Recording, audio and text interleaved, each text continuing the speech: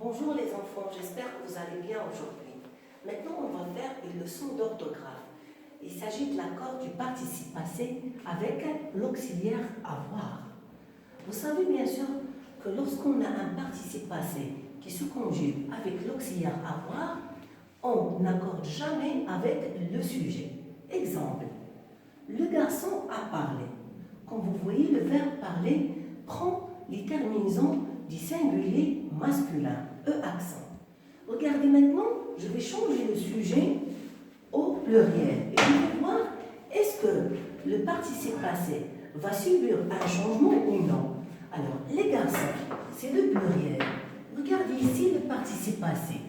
Même si le sujet pluriel, le participe passé reste toujours singulier et masculin. Ça veut dire quoi? Ça veut dire que ce participe passé, il ne s'accorde pas avec le sujet, ni au pluriel, ni au singulier. La fille a parlé. Regardez ici, la fille, elle est féminin. Maintenant, on passe du singulier au féminin pour voir est-ce que le participe passé s'accorde avec le féminin et prend bien sûr la marque de féminin qui est E. Alors, la fille a parlé. Parler ici, c'est le participe passé.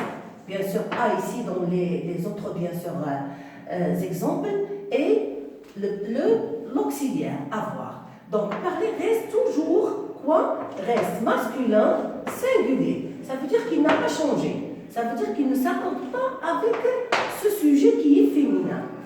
Maintenant, je vais mettre le sujet au pluriel.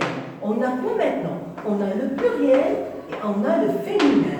Et malgré ça, regardez le participe passé, il reste comment? Il reste masculin, singulier. Ça veut dire qu'il ne s'accorde pas avec quoi? Le sujet. Alors, qu'est-ce que vous remarquez au niveau de ces exemples? C'est qu'on n'a pas de COD, c'est-à-dire qu'on n'a pas un complément de verbe. On a seulement le verbe à parler, on parlait, on parlait. Donc, on peut dire que le participe passé ne s'accorde pas avec le sujet, ok. Et il ne s'accorde pas lorsqu'on a quoi? Lorsqu'on n'a pas de COD. Alors ça, c'est le premier cas. On n'a pas de COD, le participe passé reste toujours masculin, singulier. Il ne s'accorde pas. Deuxième ou bien troisième cas. Le garçon a corrigé l'exercice. Le garçon a corrigé l'exercice. Alors, le garçon, il est masculin singulier. On a parlé de participe passé et on a déjà dit qu'il ne s'accorde pas avec le sujet. Regardez maintenant. Quelle est la différence, entre cet exemple et les exemples qu'on a déjà vus? C'est qu'ici, on a un COD. Où se trouve le COD? Le COD ici vient après le verbe. Il vient après le verbe. Et malgré ça, le participe passé ne s'accorde pas avec le sujet ni avec le COD. Je change maintenant le sujet et je mets le féminin. La fille a corrigé l'exercice. Toujours la fille, il est féminin, singulier. Alors, la fille féminin, singulier. Le participe passé, corrigé, elle est comment? Elle est masculin, singulier. Ça veut dire qu'il ne s'accorde pas avec ce sujet. Et, comme vous voyez, le COD est placé où? Est placé après le verbe. Ça veut dire que ce participe passé ne s'accorde pas ni avec ce sujet, ni avec le COD qui est placé après le verbe. Alors, voyons maintenant cet exemple. Les inspecteurs ont interrogé les témoins. Alors, les inspecteurs, c'est le quoi? C'est le sujet. Comment ce sujet? C'est-à-dire, en parlant ici de genre et de nombre. Elle est masculin, comment? Le réel. Alors, on interrogé. Tout ça, c'est le verbe. Il se compose de deux éléments. D'un auxiliaire plus un participe passé. Alors, ce participe passé, il ne s'accorde pas avec le sujet, même s'il est pluriel. Ce participe passé, il est comment? Il est singulier et il est aussi masculin. Voyons ici, les témoins. Alors, les inspecteurs ont interrogé qui? Les témoins. Alors, les témoins, c'est un COD. Elle est placée où? Après le verbe. Et le participe passé ne s'accorde pas ni avec ce COD, ni avec le sujet. Maintenant, regardez ici. interrogés. Alors, ils les ont interrogés. Où est le sujet ici? C'est il. Alors, on a dit que le participe passé ne s'accorde jamais avec le sujet. Ça, bien sûr, il est déjà dit. Regardez ici. Interroger. Interroger. Regardez le participe passé interroger.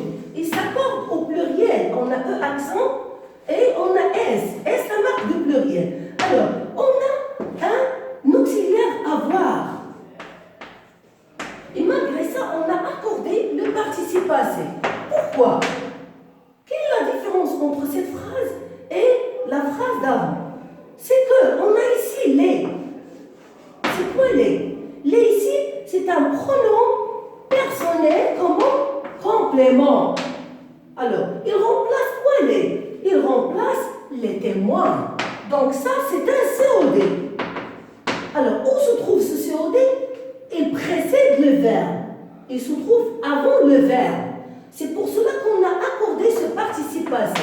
Donc, lorsqu'on a le COD avant le verbe, ou bien lorsque le COD précède le verbe, et on a l'auxiliaire avoir, le participe passé s'accorde avec quoi? Avec ce COD. Alors, le COD ici remplace les témoins. Il faut savoir d'abord le genre et le nombre de ce COD avant d'être un pronom personnel complément. Alors, les témoins, quel est son genre et son nombre? Et les masculins, comment? Pluriel. Donc, on doit avoir la marque du pluriel qui est S.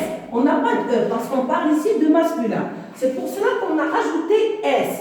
Tout simplement parce que les témoins est pluriel et masculin. Donc, il précède quoi? Le participe passé. Alors, qu'est-ce que je peux dire? Que l'auxiliaire avoir s'accorde, ou bien lorsqu'on a l'auxiliaire avoir et un participe passé, ce participe passé s'accorde avec quoi? Avec le pronom personnel complément, ou bien avec le COD. Donc, il faut toujours chercher ce COD remplace quoi pour savoir le genre et le nombre de ce nom. Passons maintenant à cet exemple. Les clés, je les ai laissées sous la porte. Les clés, je les ai laissées sous la porte. Alors, ça, c'est le sujet. D'accord. Où est le verbe? Et laisser. Et laisser, c'est le verbe. Où est le COD? C'est ça le COD. Elle est sous forme d'un pronom personnel complément. Alors, sous la porte, attendez, sous la porte, c'est un quoi? C'est un complément circonstanciel de quoi? De lieu. Donc, je cherche d'abord ce complément, ou bien ce pronom personnel. Il remplace quoi? Il remplace les clés. Alors, j'ai laissé quoi sous la porte? J'ai laissé les clés. Donc, lorsqu'on a un COD qui précède, comme j'ai dit, le verbe, le participe passé s'accorde avec ce COD. Donc, je cherche le nom pour remplacer les, c'est les clés. Donc, je dois savoir le genre et le nombre de ce nom. Les clés, c'est un quoi? C'est un nom féminin pluriel. Donc, on a les deux, les marques de féminin, c'est E. Et la marque de pluriel, c'est S. Donc, c'est pour cela que j'ai écrit laisser avec deux E accent S. La première E de féminin, la clé, et S du pluriel, parce qu'on a les clés. Alors, comme vous voyez, ce participe passé s'accorde avec le mot clé.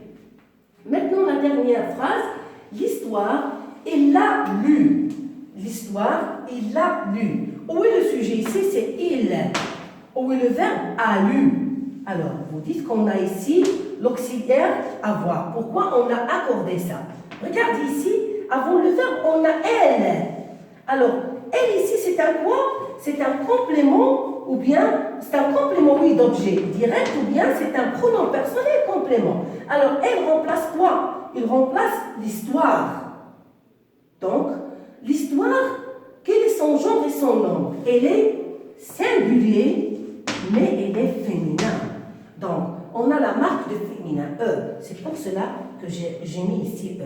Pourquoi? Parce que ce participe passé s'accorde avec quoi? Avec ce COD qui est placé avant ce verbe. Alors, qu'est-ce que je peux dire pour conclure la leçon? Je vais dire que les participes passés des verbes qui s'accordent avec avoir ne s'accorde jamais avec le sujet. Quand on n'a pas de COD, quand le COD est placé après le verbe. Alors, quand est-ce que ce participe passé s'accorde avec, ou bien s'accorde en général? Lorsqu'on a le COD est placé avant le verbe, comme dans les cas ici, les, ou bien l'apostrophe. Et il ne vient pas sous forme d'un nom, ou bien un groupe nominal. Il est toujours sous forme d'un pronom personnel complément, comme les, la, l'apostrophe, etc. Alors, je crois que vous avez bien compris la leçon. Si vous avez un problème, n'hésitez pas à me contacter. Au revoir.